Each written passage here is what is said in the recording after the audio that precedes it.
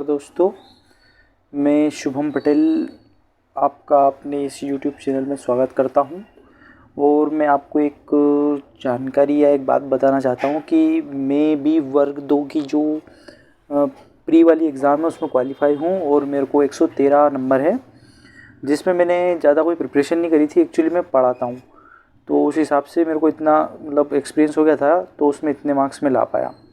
तो अब मैं वर्ग 2 की जो प्रिपरेशन कर रहा हूँ, वर्ग 2 की जो अपनी मेन एग्ज़ाम है उसकी प्रिपरेशन कर रहा हूँ। तो आप भी यदि मेरे साथ अपनी प्रिपरेशन को जारी रखना चाहते हैं तो अपने इस यूट्यूब चैनल को सब्सक्राइब करें और मेरे साथ अपनी तैयारी ज़रूर करें। और जैसा कि आपने थंबनेल में मैं मेरी जो रिज़ल्ट है उसको भी लगाने वाला हूँ, और शुभम पटेल जिसमें आपको नाम आप पूरा वेरीफाई कर सकते हो, मेरी मार्कशीट रहेगी वो। ठीक है, तो बिना टाइम वेस्ट करे हम स्टार्ट करते हैं। कुछ ज्योमेट्री के क्वेश्चन में लाइंस और एंगल्स के कुछ क्वेश्चन लेके आया हूँ। तो आपको वीडियो जो अच्छा लगे तो सब्सक्राइब करें चैनल को और वीडियो को शेयर करें। तो बिना टाइम वेस्ट करे हम स्टार्ट करते हैं। तो जिससे इस क्वेश्चन में हमको वैल्यू फाइंड करनी है। किसकी वैल्यू फाइंड करनी है? एन एम एम एस की, एन एम और एस की, ये वाली वैल्यू फाइंड करनी है। तो इसको फाइंड करने के लिए हमको अलग अलग प्रॉपर्टीज़ ध्यान में रखनी पड़ेगी। जैसे हमको पता है कि एक लाइन पे जो एंगल हमेशा बनता है वो कितने डिग्री का बनता है? 180 डिग्री का बनता है। 180 डिग्री का एंगल बनता है, तो ये दोनों मिलके जो हो रहा उसको 180 में से माइनस करेंगे तो ये वैल्यू आ जाएगी। तो इन दोनों को प्लस करते हैं तो क्या आता है? 102। 7 और 5 12, कैरी 1 और 102। ठीक है, 102। तो मतलब ये जो हमारा बचा है ये 78 है। ठीक है, अब 78 है। उसके बाद फिर हमको पता होना चाहिए कि ये जो ऐसा जेड बनाता है, ठीक है, ये जो जेड बनाता है ये होता है अल्टरनेट इंटीरियर एंगल। मतलब ये जो एंगल 55 है ना, ये पूरा 55 है।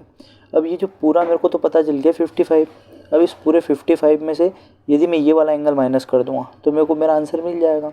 ये एंगल कैसे मिलेगा? तो ये एक ट्रायंगल बन रहा है आपके सामने, ये त्रिभुज, और त्रिभुज के तीनों कोणों का योग क्या होता है? 180। अब जब तुम इन दोनों को जोड़ोगे तो 8 और 7 15, कैरी आया 1, 7 और 7 14, 145 आएगा। अब 145 तो ये दोनों हो गए। उसके बाद बचा हुआ ये हो गया, क्योंकि 180, तो जब 180 में से इसको माइनस करेंगे तो 10 में से 5 गए, 5 बचे, 7 में से 4 गए तो 3 बचे। ठीक है, तो ये हो गया हमारा 35। अब ये पूरा 55 है, तो 55 में से 35 माइनस करेंगे तो हमारा आंसर आ जाएगा 20। ठीक है, तो ये जो हमारा एंगल है ये 20। ठीक, तो आपको ये क्वेश्चन थोड़ा समझ में आया होगा। हमको कॉम्पिटिटिव एग्ज़ाम में इसी तरीके से करना है कि हमको ज़्यादा टाइम वेस्ट नहीं करना है। इसी तरीके से यहीं पे पूरा कैलकुलेशन करके यहीं पे आंसर हमको निकालना है। ठीक है, जैसे दूसरा क्वेश्चन है। अब इस दूसरे क्वेश्चन में ये वाली लाइन और ये वाली लाइन एक दूसरे के पैरेलल है और ये भी पैरेलल है इन तीनों के।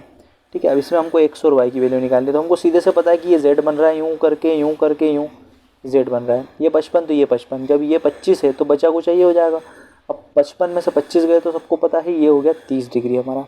ठीक है, हमको एक चीज़ और पता होनी चाहिए, एडजेसेंट एंगल का सम क्या होता है? 180। जब दो लाइन ऐसी पैरेलल होती है, एक लाइन यूँ कट करती है, तो इन दोनों का योग 180 होता है। अब ये 25 है तो ये बचा हुआ, हमको सीधे सीधे समझ में आ रहा है कि 180 में से यदि हम 25 माइनस कर देंगे तो ये हमको पता चल जाएगा। 7 में से 2 गए 5, 155। तो ये y की वैल्यू क्या हो गई हमारी? 155, और x की वैल्यू हो गई 30। ठीक है, ये दूसरा क्वेश्चन आपको जस्ट 1 मिनट के अंदर समझ में आ गया होगा। अगला क्वेश्चन, अभी अगले क्वेश्चन में आप देखो, हमको निकालना है QRS।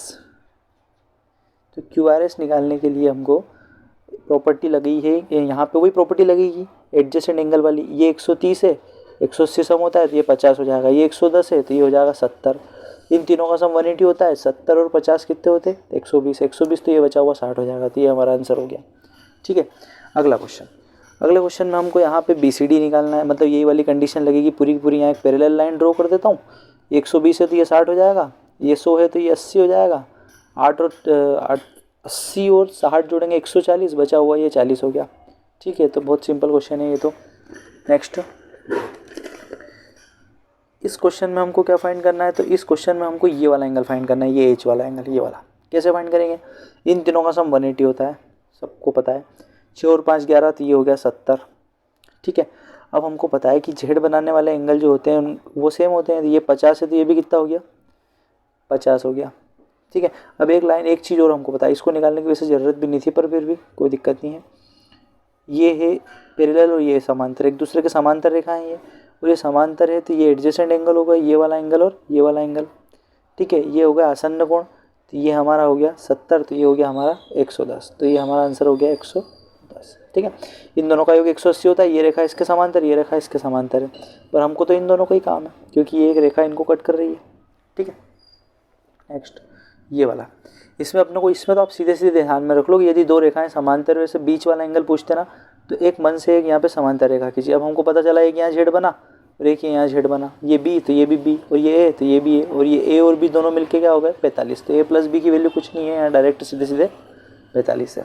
ठीक है, नेक्स्ट इसके अंदर हमको एक्स की वैल्यू निकालना बहुत सिंपल है। शीर्षाभिमुख कोण लग रहे हैं यहाँ पे, ये जो कट कर रहे हैं एक दूसरे को, तो ये 138, तो ये भी 138, और यहाँ पे देखो आप संगत कोण लग रहे हैं 138, तो ये भी 138, और इन दोनों का सम आपको सबको पता है, अभी जब से बताया मैंने एडजस्टेड एंगल का सम क्या होता है 180। तो 180 में से इसको माइनस करो, 10 में से 8 गए 2 बचे, 7 में से 3 गए 4 बचे, 42 डिग्री हमारे एक्स की वैल्यू। ठीक है, तो इतने कम समय में हमने इतने 5-6 क्वेश्चन सोल्व कर लिए 2 से 3-4 मिनट में। तो इसी तरह स्पीड से क्वेश्चन को सोल्व करने के लिए और नई नई चीज़ें सीखने के लिए और मेरे साथ अपने वर्ग 2 की तैयारी करने के लिए चैनल को सब्सक्राइब करें, और वीडियो को अच्छा लगा हो तो शेयर करें। Thank you so much.